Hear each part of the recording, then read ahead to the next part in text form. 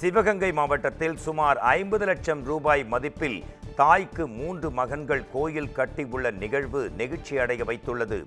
சிவகங்கை மாவட்டம் திருப்பத்தூர் அருகே உள்ள வெடியாரி கிராமத்தைச் சேர்ந்த முத்துக்காளி அம்மாள் கடந்த 2021ஆம் ஆண்டு உடல்நலக் குறைவால் காலமானார்.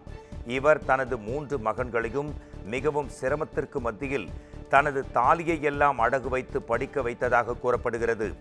இந்நிலையில் மகன்கள் 3 பேரும் தன் தாயின் மீது கொண்ட அன்பை வெளிப்படுத்தும் விதமாய் தாய்க்கு கோயில் ஒன்றை கட்டியிருக்கின்றனர். தொடர்ந்து 460 கிலோ எடை கொண்ட 5 அடி ஐம்பொன் சிலையை பிரதிஷ்டை செய்து கும்பாபிஷேகமும் செய்தனர்.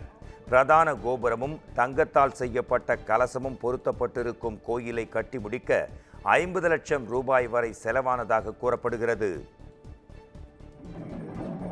அவங்க எங்களை கஷ்டப்பட வளர்த்ததுக்கு ஒரு நினைவு பரிசாகத்தான் எங்களை மாதிரி எல்லாரும் தாயை மதிக்க வேண்டும் நினைத்து இந்த கோவிலை கட்டி கும்பாபிஷேகம் இன்று சிறப்பாக நடந்திருக்கு.